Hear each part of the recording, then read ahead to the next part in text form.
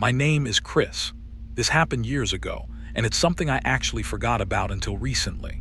I was 17 that summer working nights at a pizza place on the outskirts of my childhood hometown. I wasn't thrilled with it, but with no money and two parents who would have killed me for being unemployed, I couldn't complain. It was one of those jobs you take because nothing else is hearing. Slow shifts, sticky uniforms, and a beat-up delivery car that barely made it up hills. At least I didn't have to drive my own car. That would have sucked. Oh yeah. Not that this is super relevant, but I do want to mention that the pizza was god-awful. Like, genuinely terrible. I couldn't understand. Actually, I still don't understand why anyone in their right mind would order from that spot. If not for the technology and relatively nice atmosphere it provided, I honest to God don't think we ever would have gotten a single order. That place is definitely the thing I miss the least about my childhood hometown. And that's saying something. The one saving grace about working there was that, because the pizza was so bad, or because the place itself was so far away from our downtown, or maybe a combination of the two, people rarely ordered from us, so most nights were dead quiet. I'm not going to bore you with the mundane details about how my nights typically unfolded. It was a pizza place. I'm sure you could fill in the blanks yourself. One night, I was restocking the fridge with drinks when the tablet buzzed with an online order. Large sausage and olive pizza. I remember that distinctly because we never got olives. The address was out in the middle of nowhere, past the edge of our delivery zone, and I remember getting ready to reject it out of habit. But before I could, my manager, this 30-something guy named Russell, who mostly sat in the back scrolling through Reddit, looked over and told me to take it, saying we hadn't had a single run in over an hour. I didn't argue. So when the pizza was ready, I typed in the directions on my phone and grabbed the pie. At least it would kill 30 or 40 minutes. As I was about to leave the store and walk to the car, I looked a little more carefully at the delivery instructions Russell had printed and stapled to the box, which I hadn't paid attention to until then. They said, and I remember this word for word, park on the street behind the house, walk through the backyard, knock on the back door only. That caught my attention a bit, but my 17-year-old brain thought of several rational reasons why someone might not want me to use the front door. Maybe they didn't want to wake an old person or a young child in the house. Maybe the front door of their house was being renovated. Maybe they wanted to hide the delivery from a parent or spouse. It really could have been any number of things. Plus, all I could think about was how slow the night was and how much longer it was going to feel if I sat around folding boxes. So I just decided to do my job. But the second I stepped outside, I started having second thoughts. It was one of those summer nights that felt like walking through soup. Hot, humid, and completely still. Like even the air was stuck in some kind of invisible jelly. I don't know if this will make sense, but there's the stale, sour smell you get when it's really humid and still out. Sort of like old plastic and sun-baked dirt. That's what it smelled like out there. I hate that smell more than anything, but it was unavoidable. I had the windows down for maybe 2 minutes before giving up and blasting the AC. The delivery address wasn't in the direction of downtown. It was actually in the exact opposite direction, even though the pizza place itself was already kind of in the middle of nowhere. The drive was supposed to take just over 25 minutes, but it felt longer because of how empty the roads were. I'm definitely exaggerating a bit. It's not like there were no houses for miles, but it was much less dense the further I drove. When I finally got to the address, I realized I was coming up behind the house. The GPS had routed me along the skinny little side street that ran parallel to a set of backyards. There weren't any street lights, and the houses didn't have back porch lights either. It was all shadows. I remember slowing down and double-checking the house number because it looked totally dead. There were no lights inside and no cars in the driveway. Just the sagging backyard with overgrown grass and a rickety wooden fence that didn't even close all the way. But still, I followed the instructions. I parked right there on the gravel shoulder, grabbed the pizza, and walked up the incline toward the back door. I had the pizza in one hand and my flashlight in the other, angling it down toward my feet so I wouldn't trip on anything. When I got to the top of the hill, I saw the back door. It was one of those old white ones with a small pane of glass at the top, covered by a cheap curtain. I knocked and waited, but no one answered. I knocked a second time, knowing that my manager would be livid if I returned to the store empty-handed. After no response, I was about to knock a third time when I saw the curtain move. Not a lot, just this tiny little twitch, like someone brushed it with their finger. It was fast, and I don't think I would have even noticed if I hadn't been staring at the glass. I stood there for another few seconds, expecting the person who was clearly standing right behind the door to finally open up. But before that happened, I noticed two unmarked cars pull up to the side street behind my car. My first thought was that I was about to get in trouble for trespassing or something. One of the car doors opened and someone stepped out. Even from the house, I could make out that it was a man in the light of the other car's headlights. The guy motioned for me to walk over to him, which is what I did, assuming that he had ordered the pizza and that I had beaten him home from work or something. But as I got closer, I realized he was flashing me something in his hand. It was a badge. The guy was an undercover police officer, which I was able to ascertain because he wasn't wearing a uniform, just normal clothes. As soon as I got within a certain distance of him, he told me to head back to my car and wait there. That was it. That's all he said. So I did. I backed away slowly, climbed into the delivery car, and sat there watching. That's when I realized there weren't just two officers. There were 5, maybe more. All of them had flashlights, but none of them said a word. They moved stealthily, circling the house like they were trying not to be seen. Not one of them knocked or announced their presence, which I found strange. It was a pretty bizarre sight. I remember one of the officers reaching for the back door handle, the same one I had just knocked on, and gently trying it. When it didn't open, he just nodded at one of the other guys and backed off. It felt like I was watching something I wasn't supposed to see, and I guess I was. Eventually, the first officer came back to my car and crouched beside the window. I rolled it down, and he looked over the pizza box on the passenger seat and let out this short sigh. He was relatively vague with what he told me, but he didn't seem like a tool, just that he was trying not to say too much. Basically, he said that there was an ongoing investigation involving that property and that he, along with the rest of the officers, were staking it out. He apologized for taking so long to intervene and told me that I had pulled up at the exact time they were repositioning their vehicles. I asked if he wanted to see the delivery order, and he nodded. I pulled it up on the delivery app, but I could tell it was useless. There was an associated phone number with the order, along with the delivery address and the first name, Jerry, but it didn't seem particularly helpful. The officer read it, took the number down, then told me to leave immediately. I expressed my frustration to him, saying that my boss was going to kill me for returning with the pizza, and the guy just shrugged his shoulders. Then he repeated his instruction for me to leave and started walking away from the car. I was pissed, but there was nothing I could do, so I drove off. It took me the entire ride back for the whole thing to sink in. I didn't really grasp the gravity of the situation until stepping out of the car. If the police hadn't intervened when they did, something awful could have happened. I don't even know what.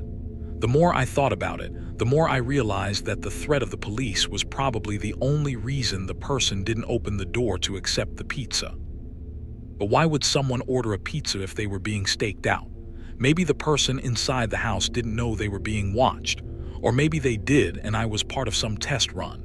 Like maybe I was the bait to see if the cops were watching that side of the house or if they left. The curtain moving, the silence, the timing. I don't know. What I do know is that I will never get an explanation for what happened, and thinking back to this incident is mostly a waste of time. I probably would have forgotten all about this if one of my high school friends hadn't brought it up the other week. I didn't even remember it at first. It's probably best I forget about it again, but I figured I'd share it here before that happens. This happened just last year. I'm 40 now, married with 2 boys ages 7 and 5. I work in insurance, which sounds boring because it is, but we're stable, and that's all I care about at this point in life. A couple years ago, my dad passed away after a long bout with cancer. He left behind a beach house down in Delaware that I had never been to before because he used to rent it out year-round. It's nothing flashy or big, but it's in a fantastic spot, just 1 block off the boardwalk. My favorite part about it by far is the upstairs back deck that provides a really nice view of the ocean. We started going there every summer after he passed, using it as our escape. A week here, weekend there. It became our little family tradition. As much as my wife and I love spending time there, the boys love it even more. They'll spend hours on end playing on the beach, riding bikes, and exploring the town. It feels like a gift, something my dad left behind for us to enjoy. This story takes place during one of those weeks last summer. We'd gone down in mid-July, a Sunday through Friday kind of thing when the crowds would thin out midweek and the beach was a little quieter. I remember the night clearly. It was a Wednesday. The boys had knocked out around 9:30 after a long day in the sun, and my wife and I were sitting on the back deck playing cards and sipping wine. That's when our older son, Jordan, came outside.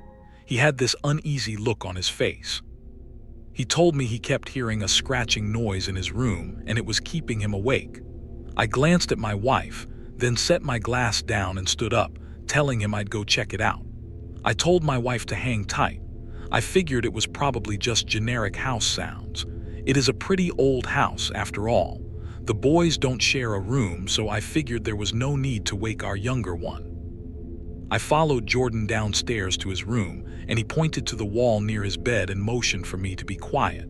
We both stood there for a while, and I didn't hear anything at first, but I didn't want him to think I didn't believe him, so I stood there a little while longer. After maybe 20 seconds, I finally heard it. Faint at first, but definitely there. A soft scratching sound, just like he had described. I crouched down and pressed my ear to the wall. It didn't sound like an animal up in the rafters or anything. It sounded like it was coming from inside the wall, lower down and closer to the baseboards. That's when I heard it breathing.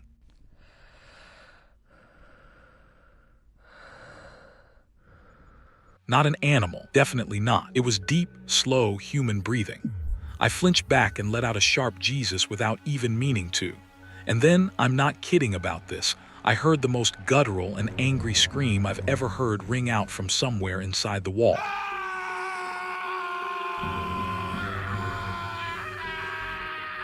It caught me so off guard that I yelled out again, a feeling of existential dread hitting me right in the face.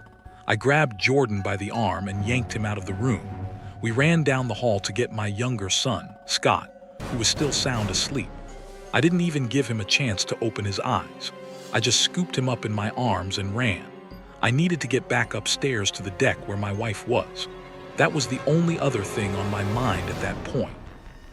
As we reached the base of the stairs, I yelled for her. And then I heard another scream come from somewhere behind me, only much closer this time. I turned around and saw a man covered in filth charging down the hallway straight at us. I nearly tripped trying to get up the stairs with both my sons, but we made it upstairs and onto the deck just in time. Not 2 seconds after I slammed the sliding door shut, the guy hit the glass full force. I genuinely thought it would shatter. He started clawing at the door like an animal, shrieking and pounding, all the while yelling things I can't bring myself to repeat. I threw my body against the door and yelled at my wife to grab the kids and call the police.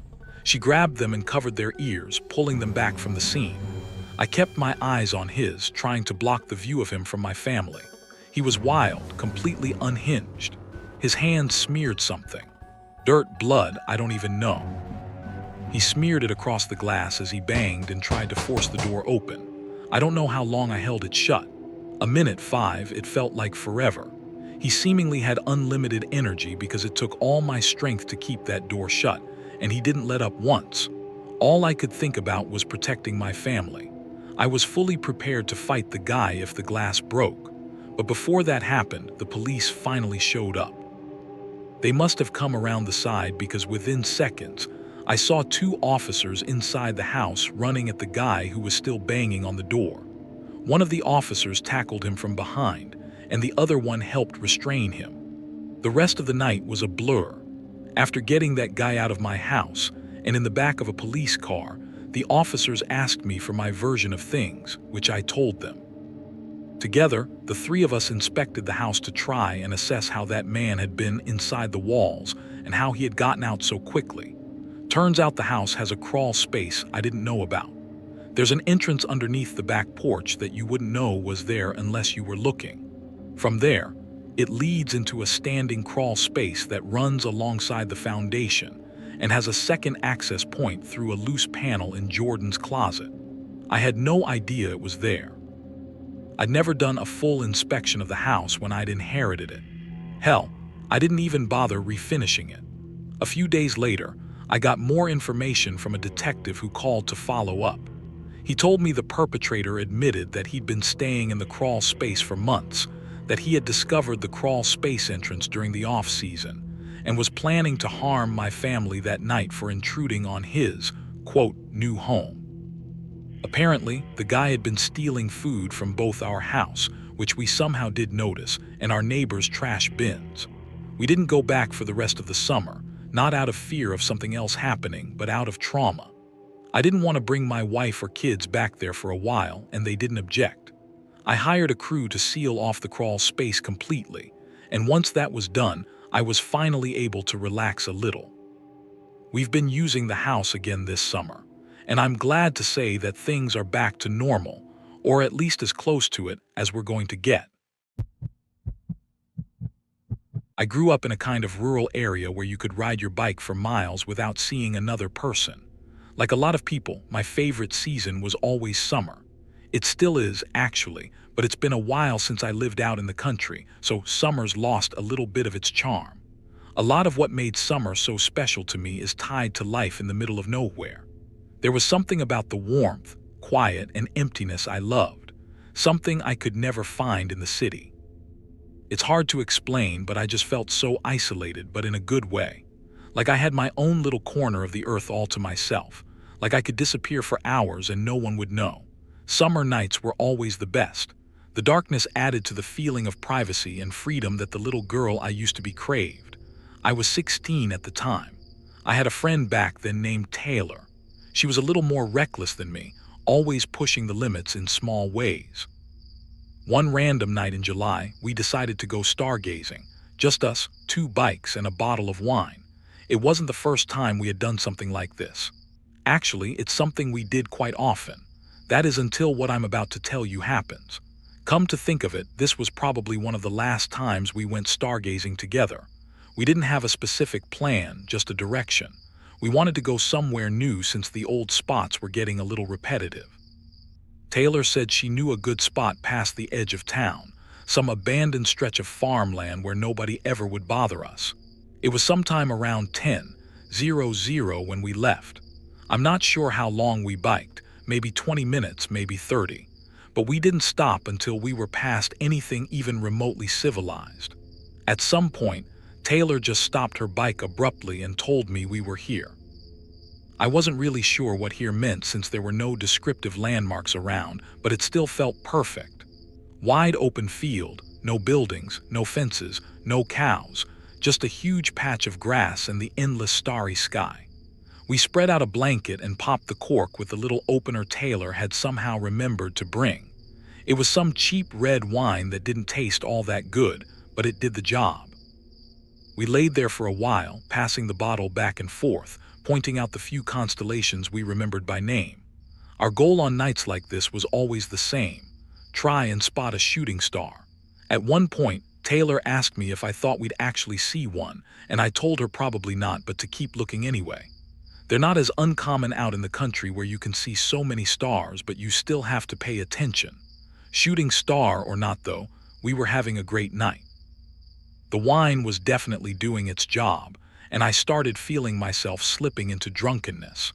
It was the kind of night that made you feel like time didn't exist. Kind of like what I was talking about earlier.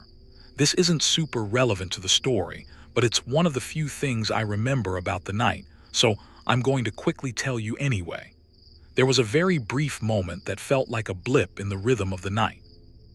We were leaning back, and Taylor looked at me in this way that made me wonder if she wanted something more than friendship.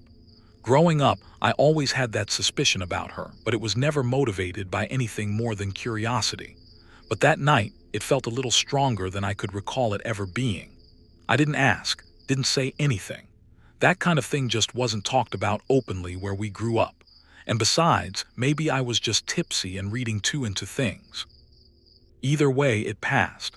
We laughed about something dumb she said, and then looked up just in time to catch a shooting star streak across the sky. If anyone has ever seen a shooting star, they know the uncontrollable reaction it elicits.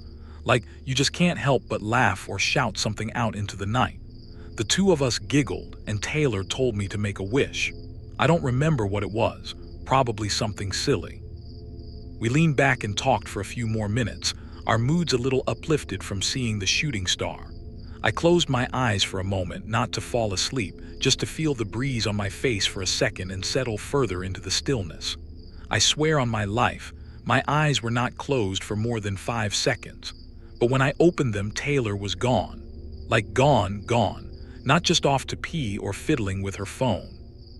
She was actually gone, which I could tell from the fact that both she and her bike were nowhere in sight, even though mine was still sitting right next to the blanket. I sat up fast, thinking maybe she was messing with me. But even after turning a full 360, I couldn't see her. In that moment, I felt this unexplainable feeling of fear wash over me. The empty field I was sitting in suddenly felt suffocating, and the gentle charm of the night was replaced by panic. The stars looked dimmer. That's the part I can't forget. The sky was still there, but it felt off, like someone had turned the brightness down or smeared something over it. And the air felt colder too.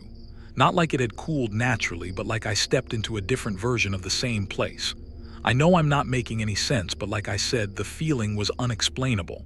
I pulled out my phone to check the time. It was 3:00 a.m. exactly. That time stamp is burned into my memory and probably will be forever. I had to blink a few times to make sure my mind wasn't playing tricks on me. It hadn't even been midnight just a few minutes ago. I kept staring at the time on my phone, wondering if I had somehow fallen asleep. I knew I hadn't, but I couldn't be sure. Would Taylor really leave me there all alone, though? Even if I had fallen asleep, there was no way. She wouldn't have done that in a million years. I stood up, spun around, and called her name a bunch of times, but she didn't answer. I didn't know what to think. The only logical explanation was that she had ditched me for some reason. Maybe she'd gotten annoyed or wandered off and left me passed out, but I couldn't figure out why. We hadn't argued and the vibe had been good. Really good, honestly. I called her phone a bunch of times too, but those were unanswered as well. After that, I started crying. I mean, can you really blame me? I didn't know what else to do. I grabbed my bike and started pedaling back towards my house, trying not to panic. That ride felt like it took forever. It was probably the scariest I'd ever felt on a bike.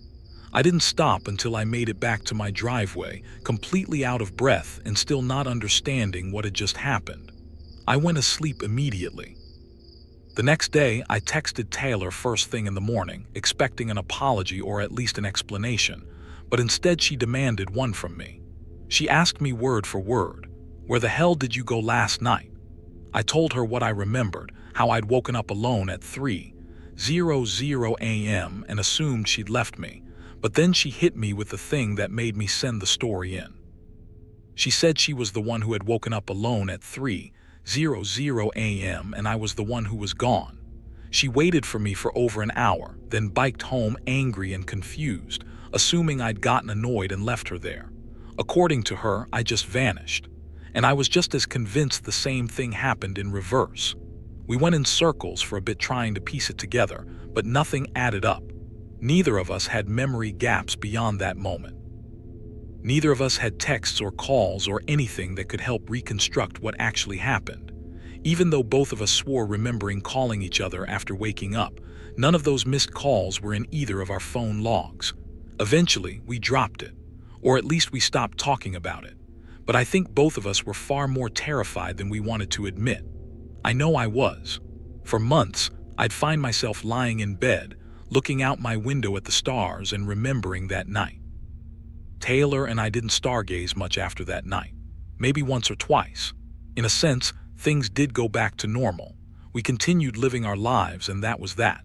But even now, I still have no explanation for anything that happened that night. I wouldn't call myself superstitious or a believer in the paranormal, but everyone I tell this story to immediately attributes it to something unnatural. And maybe they're right, but I really don't like thinking about that. I do consider the possibility that she simply lied to me. Either way, I get a really unsettled feeling like something happened to us that night that I'll potentially never figure out for as long as I live. I haven't heard from Taylor for years, but I'd bet my life on the fact that she too still wonders from time to time about what happened to us that summer night in the field.